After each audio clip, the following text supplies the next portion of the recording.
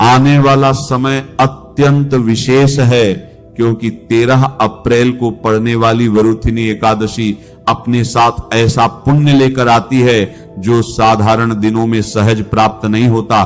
शास्त्रों में बताया गया है कि यह एकादशी केवल व्रत भर नहीं है, बल्कि यह मनुष्य के कर्मों को शुद्ध करने और उसे धर्म के मार्ग पर स्थापित करने का एक दिव्य अवसर है, जिसे स्वयं भगवान विष्णु की कृपा प्राप्त करने का दिन माना गया है। इस वर्ष वरुथिनी एकादशी की तिथि 12 अप्रैल की रात्रि से ही प्रारंभ हो रही है। लगभग 1:16 पर यह पवित्र एकादशी लग जाएगी और फिर 14 अप्रैल की रात्रि 1:08 तक इसका प्रभाव बना रहेगा। इसलिए समय का सही ज्ञान होना अत्यंत आवश्यक है, क्योंकि सनातन धर्म में तिथि और काल का विशेष महत्व बताया गया है, और जो व्यक्ति इन नियमों का पालन करता है उस पर धर्म और ईश्वर दोनों की विशेष कृपा होती है। यही कारण है कि 12 अप्रैल के दिन जब आप भोजन करें तो विशेष रूप से इस बात का ध्यान रखें कि उस दिन चावल का सेवन न करें। सनातन परंपरा में एकादशी के पहले दिन से ही संयम और नियम का पालन करना अत्यंत आवश्यक माना गया है, क्योंकि यह केवल शरीर का नहीं बल्कि मन और आत्मा का भी शुद्धिकरण होता है। कहा जाता है कि चावल का त्याग करने से व्यक्ति के भीतर की तामसिक प्रवृत्तियां शांत होती हैं और वह धीरे धीरे सात्विकता की ओर बढ़ता है। जब मनुष्य इस प्रकार नियम, संयम और श्रद्धा के साथ एकादशी का पालन करता है तो उस पर माता लक्ष्मी की कृपा भी बनी रहती है और उसके जीवन में स्थिरता, सुख और समृद्धि का आगमन होता है। वरुथिनी एकादशी केवल एक व्रत नहीं बल्कि यह एक ऐसा अवसर है जहां मनुष्य अपने जीवन को सुधारने, अपने कर्मों को शुद्ध करने और ईश्वर के निकट जाने का मार्ग प्राप्त करता है। इसलिए इस पवित्र तिथि को साधारण दिन की तरह न लें, बल्कि इसे एक दिव्य अवसर के रूप में स्वीकार करें, जहां हर छोटा नियम, हर छोटा त्याग आपको उस ऊंचाई तक ले जा सकता है जहां से जीवन का वास्तविक अर्थ समझ में आने लगता है। अब देखिए, इस एकादशी का नाम वरुथनी क्यों है? संस्कृत शब्द में वरुथ आता है, शब्द है ना। वरुथ ये पुल्लिंग शब्द है। वरुथ का अर्थ होता है कवच यानी शील्ड, ढाल, रक्षा करने वाला आवरण या सुरक्षित करने वाला आश्रय। ठीक है। और जब इसी को हम लोग स्त्रीलिंग में पढ़ते हैं तो वरुथ का वरुथनी हो जाता है। तो इसका अर्थ निकल के आता है कि जो रक्षा करती है, जो हमें कवच प्रदान करती है या सुरक्षा की ढाल बनती है, इसको हम लोग वरुथनी एकादशी कहते हैं। और यह ना वैशाख मास में आने वाली एकादशी। वैशाख मास में ऐसे ही 100 करोड़ गुना जो भी आप लोग सत्कर्म करते हैं ना, उससे भी अधिक पुण्य लाभ होता है। अब देखिए, गुजरात महाराष्ट्र वाले कहेंगे कि हमारे यहां तो कैलेंडर में चैत्र मास ही लिखा हुआ है, वैशाख मास कैसे कह रहे हैं आप? तो देखिए, वैशाख मास का पुण्य काल पूर्णिमा तिथि से शुरू हो जाती है और पूर्णिमा तक ही रहती है। ठीक है। यदि आप लोग सोच रहे हैं कि आपके यहां पे चैत्र मास है तो क्या आपको ये पुण्य फल मिलेगा? तो जी हां, बिल्कुल आपको पुण्य फल मिलेगा। जो लोग वैशाख स्नान नहीं कर रहे हैं वे लोग भी करना शुरू कर दें। अब देखिए, यही एकादशी है जो वरुथनी वाली है। डेट एक ही है ना, एक ही दिन पे आ रही है, लेकिन महीने भले अलग अलग लिखे हैं। ऐसे ही पुण्य काल जो है ना, उत्तर भारत और दक्षिण भारत सभी में समान है। भले ही आपके कैलेंडर में लिखा हो अलग अलग महीना, तो ये रक्षा करने वाली, ये ढाल प्रदान करने वाली वरुथनी एकादशी है। इसकी महिमा भगवान श्री कृष्ण युधिष्ठिर को बता रहे हैं कि सौभाग्यदायिनी राजन्नी लोके परत्रचा वैशाख कृष्ण पक्षेतु नामना च वरुथनी। इसका अर्थ है कि वैशाख मास के कृष्ण पक्ष की एकादशी का नाम वरुथनी है। यह एकादशी इस लोक और परलोक दोनों जगह सौभाग्य प्रदान करने वाली है। अब देखिए, सौभाग्य का अर्थ क्या होता है, ध्यान से समझिएगा। भगवान के एक शब्दों में रहस्य छुपा होता है। एक होता है साधारण भाग्य, है ना, और एक होता है सौभाग्य। तो सौभाग्य क्या है? कि धर्म और ईश्वर में हमारी बुद्धि लग जाए, निरोग काया हमको प्राप्त हो, संतोष और मानसिक शांति बनी रहे, सत्संग और शुभ विचार हमारे अंदर पनपते रहे, सुयोग्य और धर्म परायण संतान अथवा तो कुटुंब का सुख हमको मिले, धन धान्य का सुख हमको मिले, तो इन सब चीजों को मिलाकर ना सौभाग्य कहा जाता है। यदि पतिव्रता स्त्री के लिए देखा जाए तो सबसे बड़ा सौभाग्य उसके लिए पति धन कहा गया है। पति धन यानी पति का धन नहीं, यानी उसके सौभाग्य की रक्षा हो, इसको सौभाग्य कहा गया है। तो यही बात भगवान अगले श्लोक में कह रहे हैं कि दुर्भाग्य या करोति तेन एव सा स्त्री सौभाग्य मापनुयात। इसका अर्थ है कि जो भी दुर्भाग्यशाली स्त्री इस व्रत को करती है वह सौभाग्य प्राप्त करती है। यह एकादशी सभी लोगों को भोग और मोक्ष प्रदान करने वाली है। सर्व पाप हरिणी गर्भवास निवारिणी वरुथिन्या व्रतिनेव मानधाता स्वर्गतिंगतः। इसका अर्थ है कि ये व्रत मनुष्य के सभी पापों को हरने वाला और गर्भवास यानी बार बार जन्म मरण के चक्र से छुड़ाने वाला। इस एकादशी में इतना प्रभाव है। 10 वर्ष सहस्राणि तपस्तप्यति यो नरः रविग्रहे कुरुक्षेत्रे स्वर्ण भारम दद्यात्। इसका अर्थ होता है कि जो मनुष्य 10,000 वर्षों तक तपस्या करता है और जो सूर्य ग्रहण के समय कुरुक्षेत्र में स्वर्ण का दान करता है, इन दोनों के समान ही फल वरुथनी एकादशी का व्रत करने वाले को मिल जाता है। 10,000 वर्षों तक तपस्या कौन करने जाएगा महाराज? एक दिन की तपस्या कोई नहीं कर पाते हैं। स्वर्णदान की तो बात ही छोड़ दीजिए, आजकल सोने का देखिए कितना रेट चल रहा है। तो वरुथनी एकादशी के व्रत उपवास से हमको 10,000 वर्षों का पुण्य फल मिल जाता है। और कुरुक्षेत्र में खड़े होकर जो हम लोग स्वर्ण दान करते हैं उसका भी पुण्य हमको सहज में ही मिल जाता है। जो मनुष्य श्रद्धा पूर्वक वरुथनी एकादशी का व्रत करता है, वाक्षितन लभते सुख में लोके परत्र च पवित्रा पावनी चैषा महापातक नाशिनी, वह इस लोक और परलोक में अपना मनचाहा फल प्राप्त करता है। ये एकादशी अत्यंत पवित्र करने वाली और महापापों का नाश करने वाली है। अब देखिए भगवान श्री कृष्ण आगे बता रहे हैं कि इस प्रकार का दान होता है और इस दान से बड़ा यह दान है, यह दान है। ऐसे भगवान ने खूब सारा वर्णन किया है ग्रंथों में। तो सबसे बड़ा दान ना भगवान ने विद्या दान को बताया है, ठीक है। और विद्या दान के समान ही पुण्य प्रदान करने वाला ये एकादशी का व्रत है। कौन सी एकादशी? वरुथनी एकादशी। आगे भगवान खूब पति की बात कह रहे हैं कि श्वपाक तनयाद भीतो नरह कुरियाद वरुथनीम, यानी श्वपाक तनय सूर्य के पुत्र। वास्तव में यहां श्वपाक चांडाल के पुत्र से भयभीत मनुष्य को वरुथनी एकादशी करनी चाहिए, लेकिन आपके मूल में क्षपारित था, जिसे मैंने प्रचलित श्लोकानुसार ठीक कर दिया है। भावार्थ, यमराज के दंड से भयभीत मनुष्य को वरुथनी एकादशी का व्रत अवश्य करना ही चाहिए। इसका अभिप्राय यह है कि यदि हमसे कोई जाने अनजाने में पाप हो गया हो, अथवा तो कोई ऐसे हमारे कर्म बन गए हो जिससे हमको सदैव आए दिन भय लगते रहता है कि आगे चल के हमको क्या सजा मिलेगी, तो इन लोगों को यत्न पूर्वक प्रायश्चित पूर्वक इस एकादशी का व्रत उपवास करके भगवान की शरण ग्रहण करनी चाहिए। ये देखिए मैंने ना ये आपको छोटे में एकादशी व्रत की महिमा बता दी है। इसके लिए भगवान कहते हैं कि जो लोग पूरी व्रत कथा सुनते हैं उनका क्या फल होता है कि पठनात् श्रवणाद राजन गो सहस्र फलन लभेत। गो सहस्र यानी 1000 गौदान करने का पुण्य फल मिल जाता है। एकादशी की व्रत कथा सुनने मात्र से सर्व पापः प्रमुच्यते, वह सब पापों से मुक्त हो जाता है। विष्णु लोकम प्रपद्यते, वह विष्णु लोक में गमन करता है। तो ये हो गई एकादशी की संक्षिप्त महिमा। आप लोग 13 तारीख को व्रत उपवास करना, 14 तारीख को आपको व्रत खोलना है। लेकिन व्रत खोलने से पहले एक बात आप लोग जरूर ध्यान में रखिए कि द्वादशी के दिन दूसरे का अन्न खाने से बचिएगा।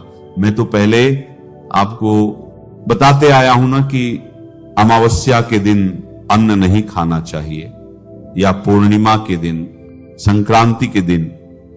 लेकिन और अध्ययन करने पर मुझे पता चला है कि एकादशी और द्वादशी के दिन पराया अन्न खाने से बहुत बड़ी हानि है। श्लोक मिलता है हमारे शास्त्रों में कि द्वादश्यां परमंतु श्वमांसन समम विदु सर्वम पुण्यम लयम याति एकादश्या समुद्भवम। इसका अर्थ है कि द्वादशी के दिन दूसरे का अन्न कुत्ते के मांस खाने के समान माना गया है। तो यत्न पूर्वक आप द्वादशी के दिन पराया अन्न खाने से बचना। इसे खाने से एकादशी व्रत से उत्पन्न समस्त पुण्य यानी 24 घंटे की जो आपने तपस्या की है ना, ये जो एकादशी व्रत आपने किया है, द्वादशी के दिन यदि आप दूसरे का अन्न खा लेते हैं तो वह तत्काल ही समाप्त हो जाता है, तत्काल नष्ट हो जाता है ना। सर्वम पुण्यम लयम याति एकादश्या समुद्भवम। ठीक है, द्वादशी के दिन दूसरे का अन्न खाने से बचना। तो आप लोग कहेंगे कि हम लोग क्या अपने पैसों का खरीद कर भी नहीं खा सकते? बिल्कुल खा सकते हैं। गुरुद्वारे पर यानी जिनके गुरुजी हैं उनके आश्रम में जाकर भी आप लोग भोजन पा सकते हैं, वहां भी दोष नहीं है। अपने मामा के पक्ष में यानी ननिहाल के पक्ष में भी आप लोग भोजन कर सकते हैं। अपने भाई अपने पिता के पक्ष में भी आप लोग भोजन कर सकते हैं। जैसे कि चाचा हो गए हैं ना, इनके यहां पे भी खाने से कोई दोष नहीं लगता है। यदि आपको खाना पड़ जाए अथवा तो जाने अनजाने में आप खा लेते हैं तो आपको कौन सा दोष लगता है और उसका छोटा सा कैसा प्रायश्चित होता है। तो आपका व्रत खुलेगा 14 अप्रैल को समय रहेगा, सूर्योदय से लेकर 8:31 के बीच इसके अंदर आप लोग व्रत उपवास खोल लेना। कई लोग बोलते हैं कि महाराज इस समय तो हम लोग भगवान का नाम जप करते हैं, हमारा नियम नहीं हो पाता रहता है, तो हम लोग कैसे अपना व्रत उपवास खोलें? तो आप ना अपने हथेली में जल ले लेना, कह देना कि मैं इस जल के माध्यम से अपना व्रत उपवास खोल रहा हूं। फिर वो जल आप पी जाना, तो इससे भी आपका पारण माना जाएगा। पारण इसलिए मुख्य होता है क्योंकि पारण से ही व्रत की पूर्णता मानी गई है। यदि पारण उचित समय पर नहीं किया गया तो व्रत का पूरा लाभ यानी सटीक लाभ नहीं मिल पाता है। ठीक है, अब मान लीजिए कोई बोले कि हम नियम के पहले जल भी नहीं पीते हैं, तो आप क्या करें कि उस जल को सूंघ लेना और उस जल को कहीं पर गिरा देना। ठीक है, तो इससे भी आपका व्रत का पारण माना जाता है। तो ये थी छोटी सी महिमा एकादशी व्रत की, आप लोग जरूर करना। वैशाख मास चालू है, पूरे भारत भर में चालू है। ठीक है, उसका जो पुण्य फल है ना पूरे भारत भर में है, गहराई से प्रकट करती है। आइए आज की कथा आरंभ करते हैं। ये वृंदावन की बात है। एक दिन श्रीमती राधा रानी और उनकी सखियां बातें कर रही थी। उनकी चर्चा का विषय थे कृष्ण। हमेशा की तरह उस समय गोपियों ने श्रीमती राधा रानी से पूछा, हे राधे सच सच बताना, आखिर तुम ऐसा कौन सा जादू जानती हो जिससे कृष्ण तुमसे इतने प्रसन्न रहते हैं? झूठ मत बोलना, सच बताओ। यह सुनकर राधा रानी ने उत्तर देते हुए कहा, श्री कृष्णस्य प्रसादम कुर्वते एकादशी व्रतम तेन वश्य हरिः साक्षात भविष्यति न संशय। अर्थात हे गोपियों, अगर आप भगवान श्री कृष्ण को प्रसन्न करना चाहती हैं तो एकादशी व्रत का पालन करो, इससे वे निश्चित रूप से वशीभूत हो जाएंगे और इसमें कोई संशय नहीं है। इस प्रकार स्वयं श्रीमती राधा रानी ने परम भगवान श्री कृष्ण को प्रसन्न करने के लिए एकादशी व्रत की महिमा का वर्णन किया और उसी एकादशी कथा का वर्णन हमें ब्रह्मांड पुराण में इस प्रकार मिलता है। ये उस समय की बात है जब महाराज युधिष्ठिर इस संपूर्ण विश्व पर राज्य करते थे। और आप तो जानते ही हैं कि किस प्रकार युधिष्ठिर महाराज और सभी पांडव परम भगवान श्री कृष्ण के भक्त थे। वे अपने जीवन के हर मोड़ पर भगवान श्री कृष्ण से मार्गदर्शन लेते और भगवान भी उन्हें अत्यंत प्रेम करते थे। एक समय भगवान श्री कृष्ण पांडवों से मिलने के लिए आए हुए थे। सभी पांडवों के साथ युधिष्ठिर महाराज ने भगवान श्री कृष्ण का यथोचित आदर सत्कार किया और अब युधिष्ठिर महाराज तथा भगवान श्री कृष्ण उनके भवन में सुखपूर्वक बैठे हुए थे। दोनों के बीच अनेक महत्वपूर्ण विषयों पर चर्चा चल रही थी। युधिष्ठिर महाराज प्रश्न पूछते और भगवान श्री कृष्ण उनका उत्तर देते। इसी चर्चा के दौरान युधिष्ठिर महाराज ने भगवान श्री कृष्ण से पूछा, हे जनार्दन, कृपया आप मुझे वैशाख मास के कृष्ण पक्ष में आने वाली एकादशी के विषय में बताइए। आखिर उसका नाम क्या है, उसका महात्म्य क्या है और किस प्रकार उसका पालन करना चाहिए। इस विषय में मैं विस्तार से सुनना चाहता हूं। युधिष्ठिर महाराज का प्रश्न सुनकर भगवान श्री कृष्ण ने कहा, हे राजन, वैशाख मास के कृष्ण पक्ष में आती है वरुथिनी एकादशी। यह एकादशी शुद्ध जीवन प्रदान करने वाली और सभी पापों का नाश करने वाली है। इस व्रत का पालन करने से व्यक्ति जन्म मरण के चक्र से सदा सदा के लिए मुक्ति पा लेता है और अंत में भगवत भक्ति को प्राप्त करके भगवान के धाम वापस जाता है। इतना ही नहीं, जो भी व्यक्ति इस एकादशी का श्रद्धा पूर्वक पालन करता है, उसे सूर्य ग्रहण के समय कुरुक्षेत्र में 40 किलो स्वर्ण का दान करने का पुण्य फल प्राप्त होता है। और इस विषय में एक सुंदर पौराणिक कथा भी आती है, जो कि इस प्रकार सतयुग में महान राजा मानधाता का साम्राज्य था। यह राजा अत्यंत विनम्र, चरित्रवान, शक्तिशाली और आध्यात्मिक थे। उनके साम्राज्य में चारों ओर सुख, समृद्धि और शांति का वास था। राजा सदैव वैदिक आदेशों का पालन करते थे और प्रत्येक मास में आने वाली एकादशी का भी पालन करते। वैशाख मास के कृष्ण पक्ष में आने वाली वरुथिनी एकादशी का उन्होंने श्रद्धा और नियम पूर्वक पालन किया था और उसी के परिणाम स्वरूप वे इस भौतिक संसार से मुक्त होकर भगवान के धाम को प्राप्त कर लेते। वरुथिनी एकादशी का महिमा मंडन करती हुई एक और पौराणिक कथा हमें प्राप्त होती है और वह है राजा धुंधुमार की कथा। इक्ष्वाकु वंश में जन्मे राजा धुंधुमार अत्यंत तेजस्वी और पराक्रमी थे।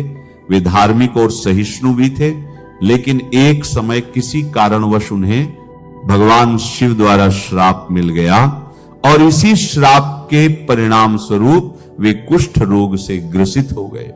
अब इतने भयंकर रोग से मुक्त होने के लिए उन्होंने अनेक उपचार और प्रयास किए, लेकिन जब स्वयं शिव जी ने श्राप दिया हो तो फिर उसे कौन काट सकता है।